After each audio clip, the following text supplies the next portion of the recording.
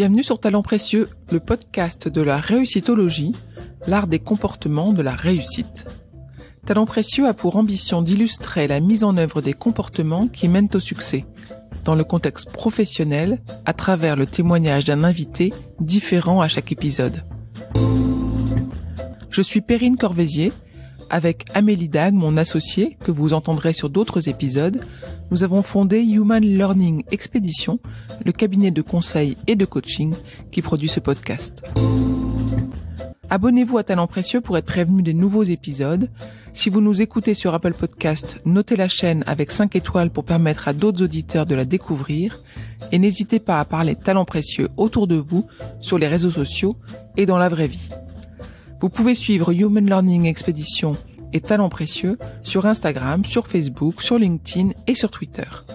Place maintenant à l'invité de cet épisode.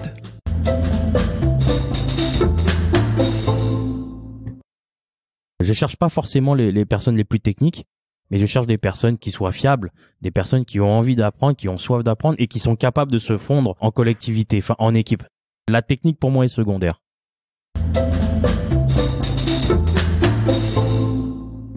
Tommy Gousset avait le sentiment d'être en seconde catégorie.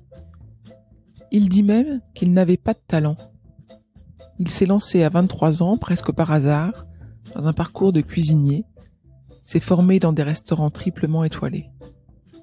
Aujourd'hui, à moins de 40 ans, il accueille le micro de Talents Précieux chez Tommy & Co, l'un de ces 3 restaurants parisiens qui viennent recevoir une étoile Michelin. Vous l'entendrez raconter son parcours, citer les grands chefs qui ont cru en lui, aborder les décisions qu'il a prises pour aller au bout de sa formation. Il raconte en quoi ses origines cambodgiennes lui ont donné envie de se dépasser et de prendre sa revanche. Il parle de la réussite de ses restaurants qui ont tous une signature commune, & Co. C'est en référence à sa femme Constance qui l'accompagne et au collectif de ses équipes. Ses collaborateurs à qui il accorde une confiance qu'il attend être réciproque, qu'il fédère avec des choix radicaux, comme la fermeture de ses établissements le week-end, qu'il accompagne avec une grande humanité pour les faire grandir. Tommy propose une cuisine accessible, basée sur le partage. Vous retrouverez les mêmes ingrédients dans cette conversation enregistrée. Bonne écoute.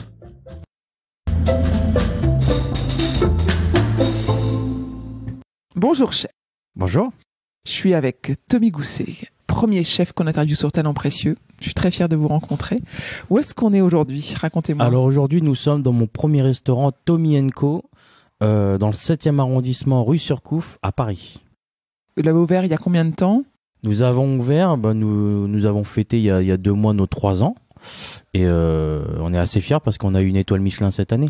C'est ça, j'allais vous dire, vous avez rajouté quelque chose de rouge sur la devanture. C'est ça, bravo. Donc une étoile Michelin qui est arrivée un peu par hasard. Et par contre, on en est très fiers. Vraiment par hasard? Par hasard, oui, parce que c'était pas forcément une attente. Ceci dit, j'ai évolué souvent dans des restaurants 3 étoiles. Enfin, mon parcours n'est fait que de restaurants 3 étoiles. Donc du coup, on a cette rigueur, on a cette envie, non, mais on avait cette rigueur, cette qualité de vouloir bien faire les bons produits. Et du coup, ça arrivait, donc ça récompense surtout le travail. Donc c'était pas vraiment voulu, mais c'est vrai qu'on est très fiers et très contents de l'avoir reçu. C'est-à-dire que vous ne saviez pas qu'il y avait quelqu'un qui était passé pour goûter et qui allait vous noter? Voilà, on n'avait pas vu les inspecteurs. Je crois même pas qu'ils se soient présentés. C'est surtout que dans ce cadre que j'ai voulu faire dans mon premier restaurant, ça reste quand même un cadre très convivial par rapport aux restaurants gastronomiques qu'on peut trouver à Paris. Ça reste quand même différent puisqu'il n'y a pas de nappe, il y a une musique très conviviale, il y a quand même 45 places assises. Donc je crois que le Michelin a voulu tout simplement démocratiser la bistronomie française. Vous êtes la première étoile en bistronomie? Non, je pense qu'il y en a eu avant moi. Les premiers chefs, je pense, sont Bertrand Grébeau avec Septime qui ont ouvert la voie à d'autres chefs comme nous avec ce style de restauration. Donc vous disiez effectivement qu'il y avait de la rigueur, il y avait de la qualité qui faisait que vous méritiez cette étoile. Racontez-moi votre parcours. Alors mon parcours, il est assez atypique. C'est-à-dire que j'ai commencé moi à l'âge de 23 ans la cuisine, la formation à l'école Ferrandi. Auparavant, j'ai fait des études, j'étais en DUG, j'avais même intégré quelque temps une école de commerce, mais je me suis vite rendu compte que j'étais plus manuel qu'intellectuel. À travers une émission que j'ai vue à la télé sur l'école Ferrandi, je me suis dit pourquoi pas. Mais vraiment pourquoi pas, parce que j'avais jamais touché un couteau de cuisine de ma vie, j'étais jamais allé dans un restaurant français de ma vie. Et je me suis lancé, ils m'ont pris en alternance. J'ai commencé à l'hôtel Marriott. Donc autant dire qu'à cette époque-là, moi j'ai commencé par faire des pizzas. Mais faire des pizzas, c'est ouvrir des sachets de pizza, les mettre au four. J'ai commencé par ça, à faire des burgers, à faire des croque-poil âne. Mais je me suis toujours posé la question. J'ai toujours eu cette envie, cette soif d'apprendre et de me dépasser. Donc je me suis orienté tout de suite vers des restaurants étoilés.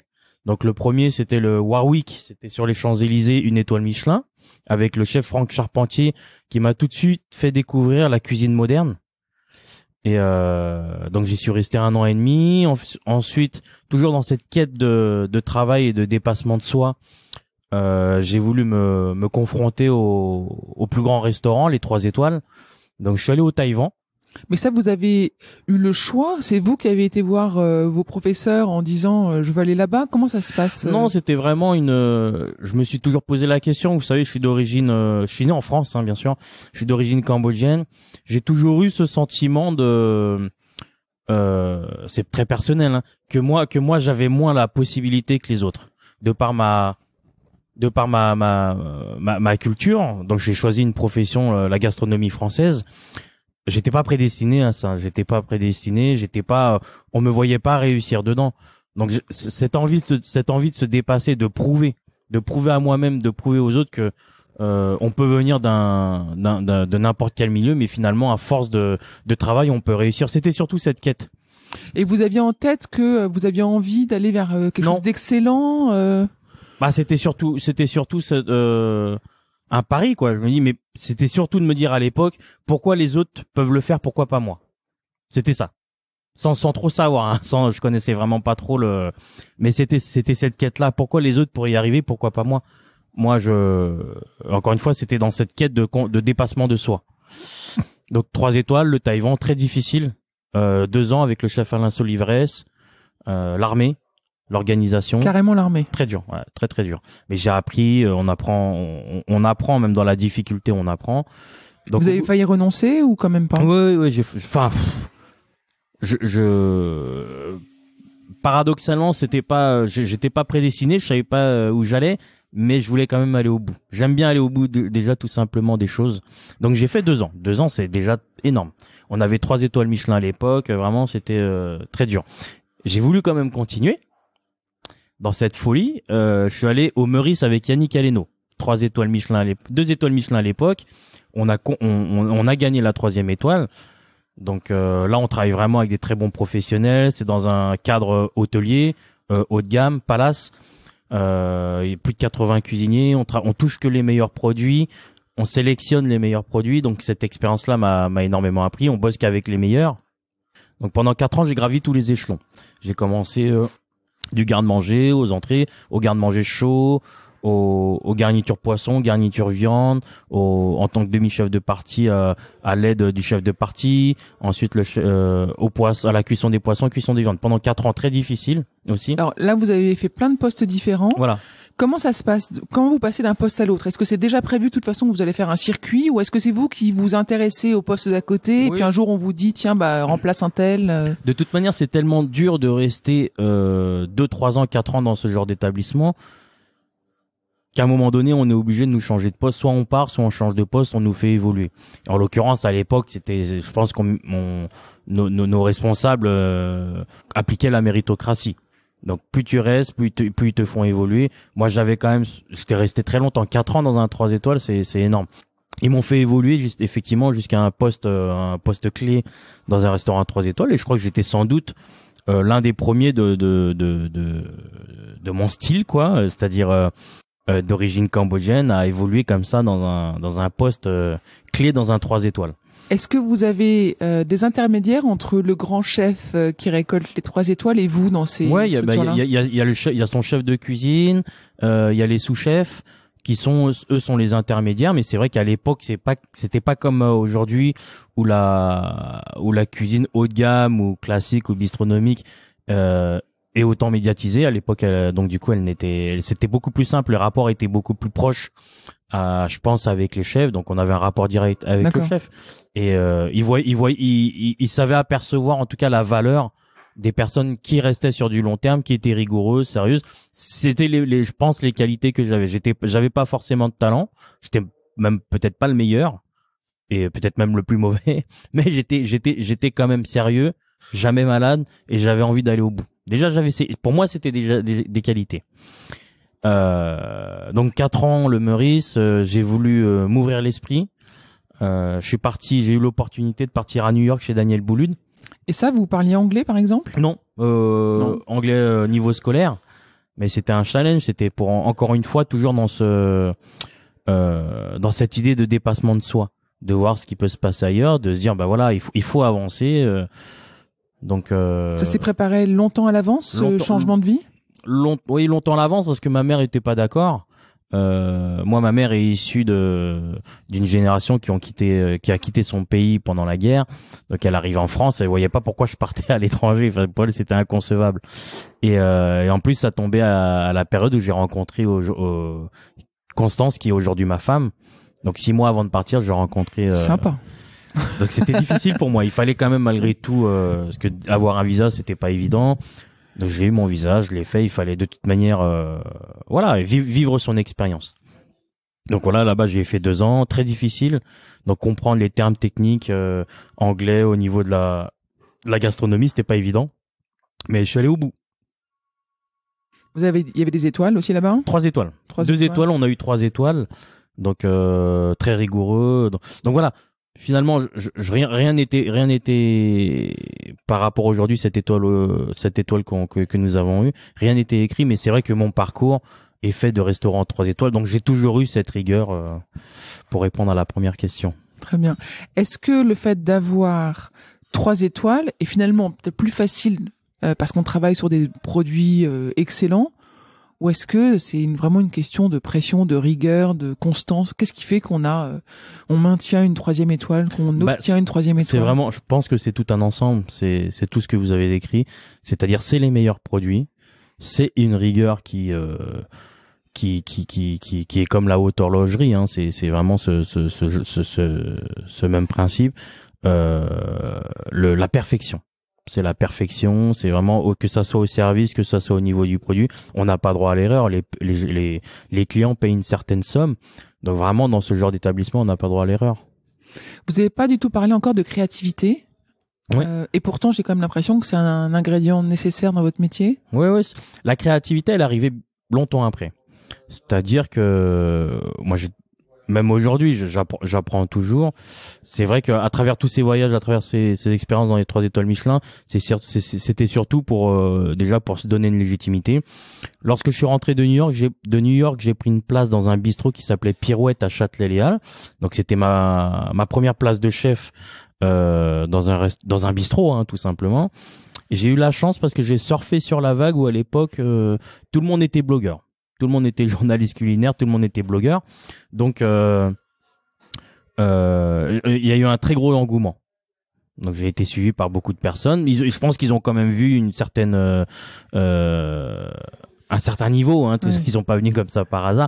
Et notamment le fait que ça soit Châtelet-Léal, c'était quand même assez particulier. Donc là, vous mettiez plus en avant, vous, votre personne, votre personnalité, et ça vous plaisait? Oui. En tout cas, j'avais pas peur. C'est vrai que le fait de recevoir, j'ai eu beaucoup de chance. On a fait l'unanimité. Donc c'est toujours agréable lorsqu'on nous met en avant de manière positive, hein, tout simplement. Donc ça m'a fait avancer petit à petit. La créativité, elle est arrivée, je pense, 3 ans après. Donc 2 ans et demi après. C'est-à-dire qu'au début, c'était vraiment, il fallait former les équipes, j'étais personne, il fallait se faire connaître. Malgré tout, on commençait à nous faire confiance, les guides commençaient à parler de nous. Stabiliser une équipe, c'est très difficile, mais une fois qu'on arrive à stabiliser les équipes, là, on arrive à progresser. Donc là, la créativité, elle commence à venir, et il y a eu cette montée d'Instagram, de Facebook, qui ont fait qu'aujourd'hui, on découvre tout ce qui se passe à l'étranger. Avant, il fallait voyager pour découvrir ce qu'on pouvait faire en Espagne ou dans les pays nordiques ou en Amérique du Sud. Aujourd'hui, on voit tout, on voit tout via Internet. Donc, ça a commencé par là. Donc, c'est vrai que j'ai commencé beaucoup à acheter des livres, à regarder un peu sur les réseaux sociaux, voir ce que faisaient les autres pays. Donc, la créativité a commencé à venir à ce moment-là. Mais la créativité, tout le monde veut être créatif, mais c'est vraiment pas simple. Donc c'est vraiment un travail au quotidien, beaucoup de réflexion et voir un peu ce qui se passe aussi à droite à gauche. Et puis vous décidez d'ouvrir votre propre restaurant qui a votre nom et puis accolé Anco. Voilà. Donc 4 ans après, la suite logique de toute manière, lorsqu'on comprend qu'on a une certaine valeur ajoutée dans un restaurant, il n'y avait pas d'autre choix de se dire que j'allais ouvrir mon propre restaurant. C'était pas écrit, c'était même pas quelque chose que j'avais programmé, mais il fallait le faire, c'était obligatoire. Donc, bien sûr, on s'est posé plein de questions sur le nom. Moi, je voulais quelque chose de très simple, sans être prétentieux. Je voulais que ça soit Tommy, parce que déjà, j'étais différent dans la profession. Donc, je voulais quand même montrer que je savais faire des choses. Le co, c'était pour mettre en avant justement les collaborateurs, mes équipes, parce que je suis pas tout seul dans cette aventure. Il y a des gens qui m'accompagnent. C'est ce qui explique ma réussite. Et principalement, c'est le co de ma femme Constance. Donc c'était aussi pour la mettre en avant, en valeur. Et après ça, il y a eu 2 autres restaurants qui ont suivi. Donc Hugo & Co, qui est le prénom de mon premier enfant. Donc toujours le co en insistant sur les collaborateurs, la compagnie, ma femme Constance. Et le 3e restaurant Marceau & Co, qui est mon 2e enfant. Toujours dans la même dynamique. Votre femme travaille à vos côtés ou elle est à vos côtés? Elle est à mes côtés et travaille aussi à nos côtés. Elle s'occupe en fait de tous les réseaux sociaux, tout ce qui est la partie digitale des restaurants. Une question, parce que notre podcast s'intéresse à la réussite. Et moi, j'aimerais bien connaître votre définition de la réussite pour Tommy & Co. La réussite, pour moi, c'est déjà très subjectif parce que j'ai pas encore atteint cette réussite. J'ai pas. Ça fait que 3 ans qu'on a ouvert. Certes, le restaurant marche très bien. On est complet depuis le premier jour d'ouverture et quasiment tous les jours. Par contre, pour moi, la réussite, c'est vraiment quelque chose que je vais voir sur du long terme. Bien sûr qu'aujourd'hui, on a beaucoup de presse. On a 3 restaurants qui marchent bien. On a reçu une étoile Michelin. Maintenant, la réussite, je vais pas l'arrêter là, puisque pour moi, ça serait prétentieux de dire que j'ai réussi, alors que d'autres chefs avant moi ont dû batailler, ont dû perdurer 10 ou 15 ans pour dire qu'ils ont réussi. Alors, aujourd'hui, je suis dans cette phase. Disons que moi, je suis dans une première phase de réussite, mais je crois que le chemin est encore long. Donc, ce que je peux définir aujourd'hui, moi, comme réussite, c'est surtout de voir qu'aujourd'hui, on est quand même, je suis quand même issu d'un milieu très modeste. Aujourd'hui, je travaille avec 27 collaborateurs, on a 3 restaurants, on fait un certain chiffre d'affaires qui est quand même plutôt conséquent.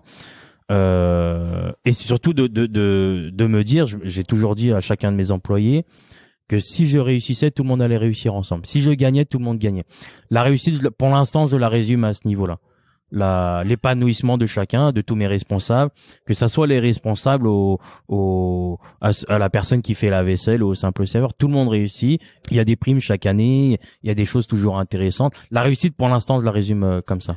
Qu'est-ce que vous attendez de vos collaborateurs? Qu'est-ce que vous allez chercher chez eux quand vous les choisissez? Parce que vous en avez 27, vous dites. Qu'est-ce qui a fait le déclic quand vous les avez recrutés? C'est vrai que c'est pas toujours évident de les choisir parce qu'il y a une très grosse demande dans la profession. Maintenant, moi, j'attends effectivement de mes collaborateurs tout simplement qu'ils me donnent de la confiance. Parce que lorsqu'ils me donnent de la confiance, je leur donne de la confiance en retour. Ma priorité, effectivement, ce sont les clients, mais aussi le confort de mes équipes. On a déjà une charge de travail qui est très lourde, hein. On travaille vraiment, je sais pas, peut-être 65 heures par semaine, mais on fait partie des rares restaurants qui sommes fermés le week-end. Donc déjà, c'est vraiment pour fédérer les équipes, parce que aujourd'hui, très peu de restaurants ferment le week-end, donc déjà ça attire les jeunes. Je cherche pas forcément les personnes les plus techniques, mais je cherche des personnes qui soient fiables, des personnes qui ont envie d'apprendre, qui ont soif d'apprendre et qui sont capables de se fondre en collectivité, enfin en équipe. Ça pour moi c'est vraiment les valeurs essentielles. La technique pour moi est secondaire. Comment est-ce que vous allez détecter ces qualités de se fondre dans le collectif, par exemple, lorsque vous allez rencontrer les personnes qui viennent vous solliciter pour un job? Eh ben, cette question-là a fait l'objet d'un article sur Le Monde. On parlait de soft skills. Ah oui, on est d'accord. Et justement, la question, c'était de savoir quelles compétences on demande à un collaborateur, à un employé. Moi, ce que j'aime, on le voit aujourd'hui, il y a beaucoup de reconversions, beaucoup de personnes qui sortent des milieux classiques, tout comme moi. Ça m'attire. Ça m'attire d'avoir affaire à des personnes qui ont une ouverture d'esprit différente, qui ont voyagé, qui ont fait d'autres métiers différents. Tout simplement comme moi, ça m'a permis d'avoir une ouverture d'esprit, ça m'a permis d'avoir une certaine maturité et d'avoir une autre sensibilité. Ça, je pense que c'est important. Donc bien sûr, lorsqu'il y a des jeunes de 18 ans qui vont venir, qui vont sortir de l'école, je les prends quand même. Mais c'est vrai qu'il y a de plus en plus, de par mon parcours, les gens le lisent de toute manière à travers les articles, et ben j'attire quand même ces personnes-là qui ont un cursus différent, qui reprennent la cuisine à 30 ans, à 39 ans, des stages, je reçois des stagiaires qui vont faire 4 mois, des anciens ingénieurs, il y en a de plus en plus, entre 25 et 30 ans et 35 ans et 39 ans. Ça m'intéresse. Vous avez des femmes dans vos équipes? Il y a ma chef Naoko, qui est chef chez Hugo & Co, qui est très courageuse, qui est ma pâtissière aussi, et une femme chez dans le restaurant Mars & Co.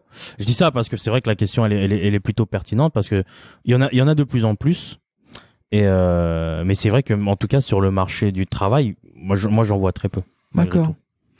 Vous en voyez peu. C'est pas un métier qui est forcément attirant ou qui est difficile, c'est ça, avec les horaires. Je pense que c'est assez difficile. C'est vrai que il y a beaucoup plus de jeunes filles aujourd'hui qui intègrent les écoles de cuisine. Je pense qu'il y a une nouvelle génération qui va arriver. Moi, je fais quand même partie d'une ancienne génération. Il y a bien sûr quelques femmes chefs, effectivement, qui sortent du lot, qui sont très fortes, hein, qui n'ont rien à envier aux chefs masculins. Mais je pense que ça sera la nouvelle génération qui va arriver où il y aura beaucoup plus de femmes. Est-ce que vous pourriez nous raconter l'épisode de votre vie professionnelle dont vous êtes le plus fier? Je pense qu'on va parler si on parle de réussite, c'est bien sûr il y a l'ouverture des 3 restaurants en 3 ans.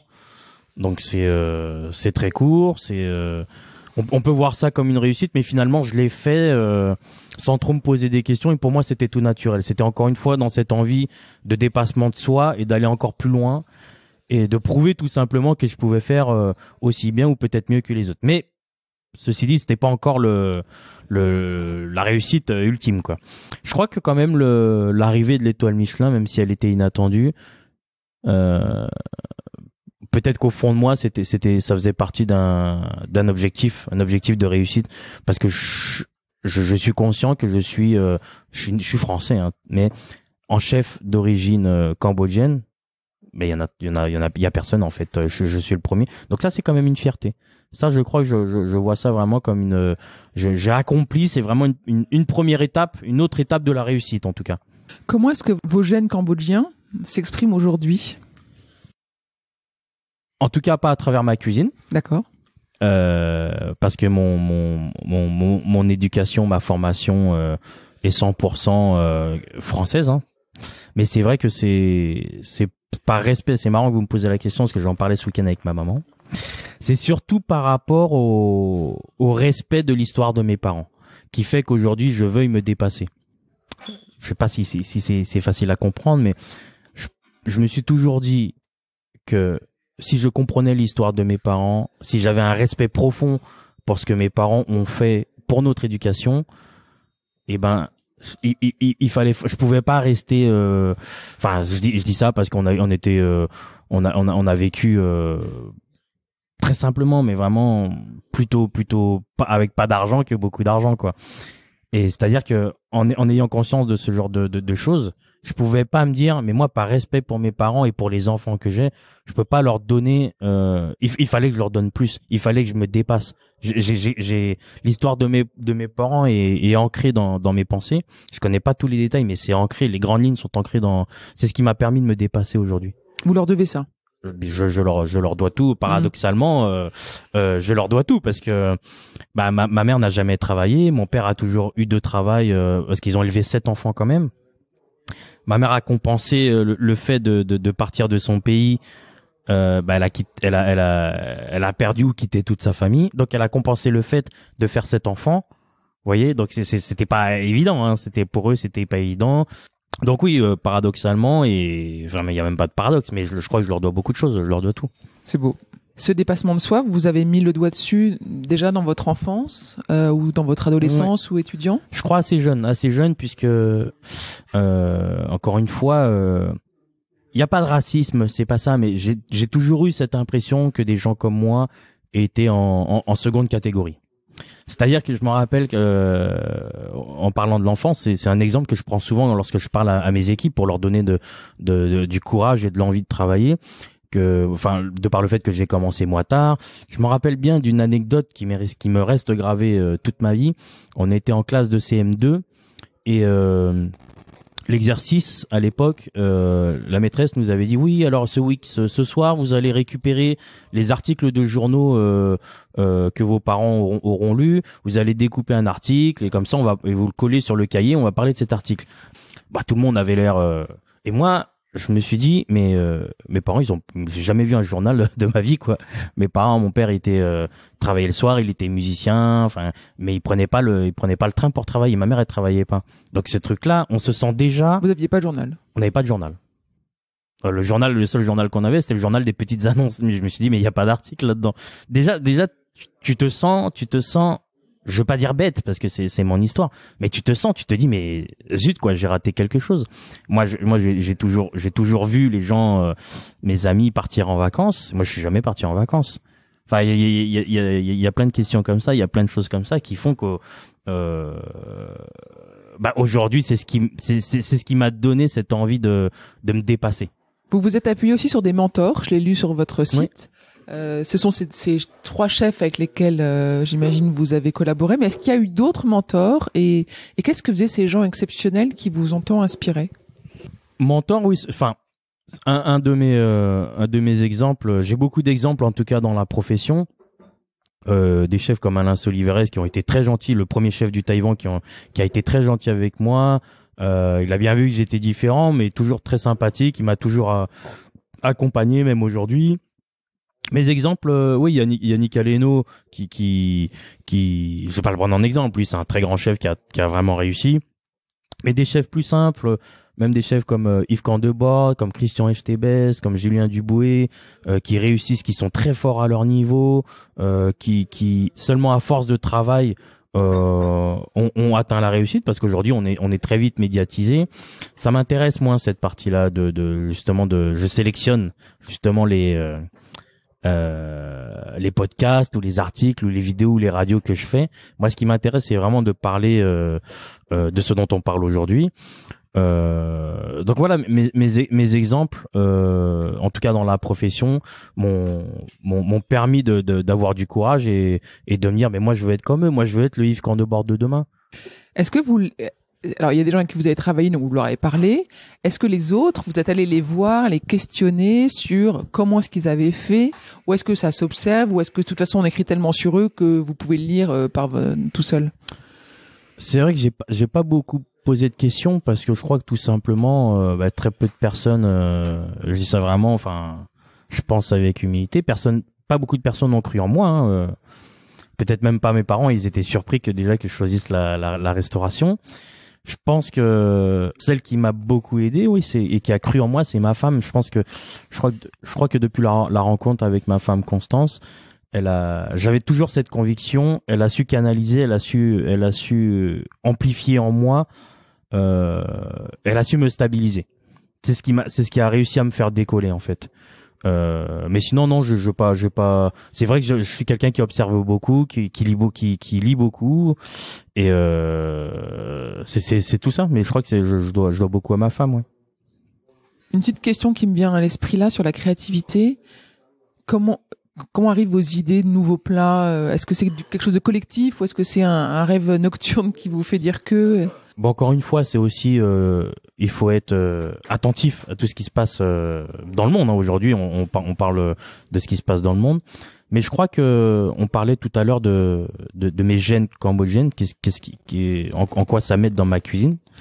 J'ai répondu non, c'est une erreur parce qu'en fait, ça m'aide dans le sens où je me donne pas de limite. C'est-à-dire que l'un des problèmes de certains des jeunes chefs français, c'est qu'ils se donnent une limite. C'est la cuisine française, c'est comme ça, on peut pas trop la toucher. Enfin, c'est en train de changer aujourd'hui. Mais c'est vrai que moi, de par mes origines cambodgiennes, je suis 100% français, hein, mais c'est vrai que on m'a toujours vu différemment d'un Français. Donc, je me suis toujours dit, moi, dans ma créativité, eh ben, je m'occupe pas de ce que les gens vont dire. Je vais avancer, je vais faire ce qui me plaît, et c'est ce qui m'a permis de me libérer dans ma créativité. Une question aussi sur les jeunes que vous prenez à votre service et peut-être les autres aussi. Qu'est-ce que vous avez envie de leur donner comme conseil? Eh ben moi je leur dis tous, de toute manière, aux personnes qui me demandent des conseils et à ceux qui intègrent mes équipes. Je les prends toujours 10-15 minutes pour leur raconter ce que je vous raconte aujourd'hui, pour leur dire que tout simplement, quoi qu'il arrive, on peut réussir à force de travail et on n'est pas obligé d'être passionné. Bah, moi, je pense que le premier, je suis pas le plus grand passionné de la gastronomie française. Par contre, à travers ce métier-là, j'ai trouvé un moyen de m'exprimer, de créer de mes propres mains et de toucher les gens. Et ça, je crois que c'est un message que je passe à tout le monde parce que beaucoup de jeunes se posent la question, oui, mais chef, les horaires, on fait ci, on fait ça. Je suis pas sûr d'avoir la force de pouvoir continuer. Et je leur explique ça. Je leur dis que voilà, c'est un moyen. Aujourd'hui, quel métier nous donne l'opportunité d'être créatif, d'évoluer, d'être médiatisé, épanoui et en plus de gagner de l'argent? Très peu. Très peu. Aujourd'hui, on est plus dans une société où on essaye de nous faire moins réfléchir. Donc, c'est un peu ce que je leur dis. On n'est pas obligé il faut être passionné aussi. Moi, ma passion, je l'ai à travers le fait d'être créatif et de toucher les gens. Alors, ces gens que vous touchez, certains vous ont consacré avec une étoile. Manifestement, ils ont été touchés, ceux qui sont venus. Et puis, il y a tous ces autres clients qui viennent tous les jours chez vous et qui, avec les réseaux sociaux aujourd'hui, écrivent des commentaires sur TripAdvisor, sur La Fourchette, etc. Comment est-ce qu'on réagit? Comment est-ce qu'on appréhende ce sujet-là? C'est vrai que lorsqu'on est jeune chef, c'est difficile. Les premières critiques sont assez difficiles à prendre.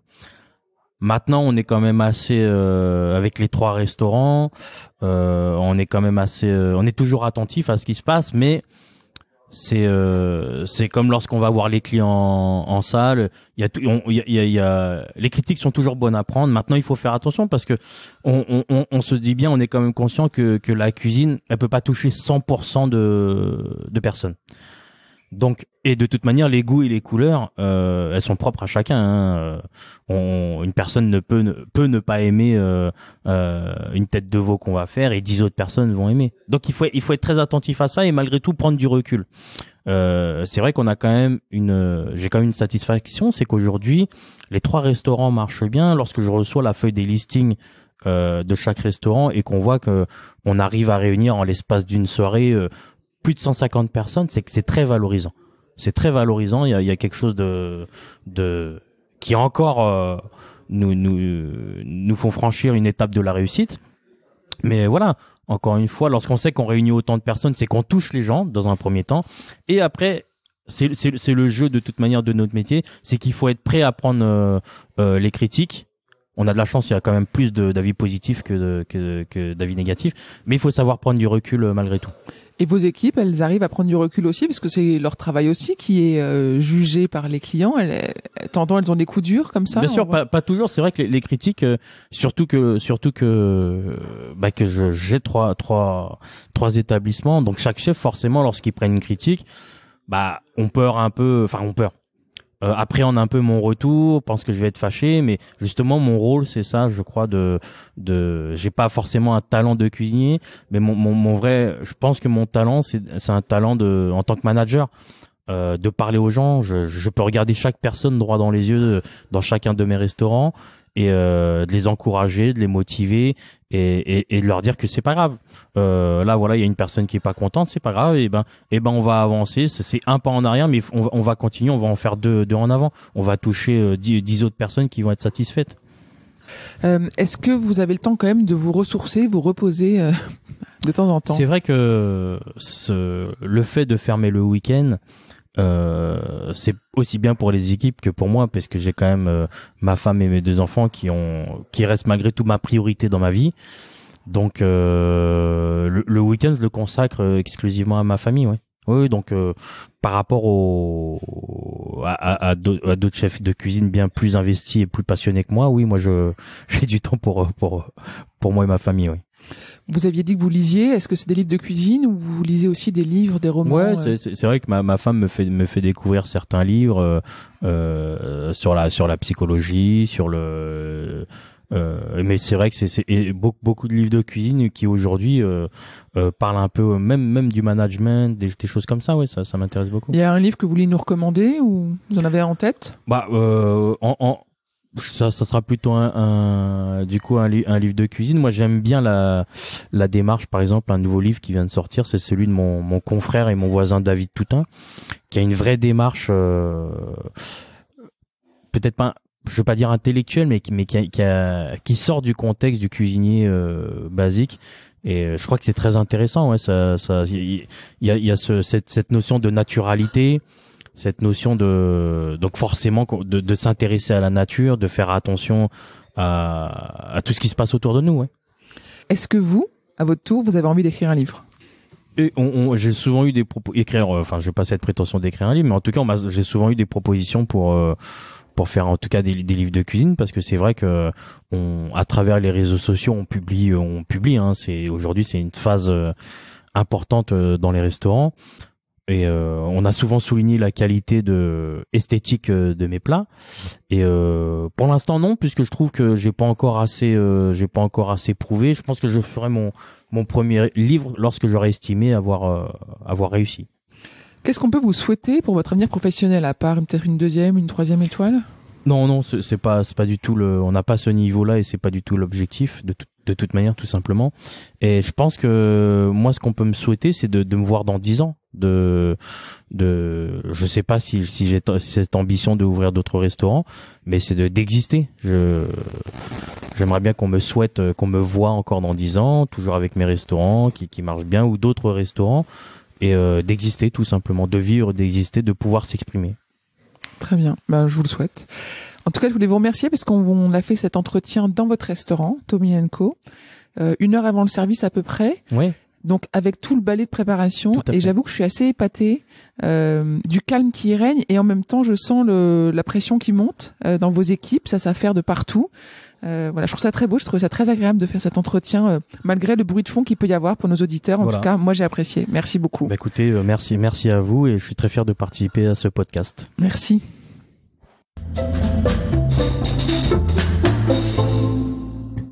J'espère que vous avez apprécié ce podcast autant que nous avons aimé le préparer et l'enregistrer. Vous retrouverez les notes et les références citées lors de cet épisode sur notre site humanlx.com, humanlx.com. Vous avez des invités à nous suggérer? Mettez-nous en relation, nous adorons mener ces conversations sur la réussite. Talent Précieux est produit par Human Learning Expedition, cabinet de conseil comportemental qui facilite les réussites des organisations en libérant 4 types de comportements gagnants. Une curiosité pragmatique, une agilité dans la durée, une audace mesurée, une collaboration inclusive. Pour en savoir plus sur HLX, connectez-vous sur HumanLX ou suivez-nous sur Facebook, Instagram, sur LinkedIn ou sur Twitter. Merci pour votre écoute et à bientôt.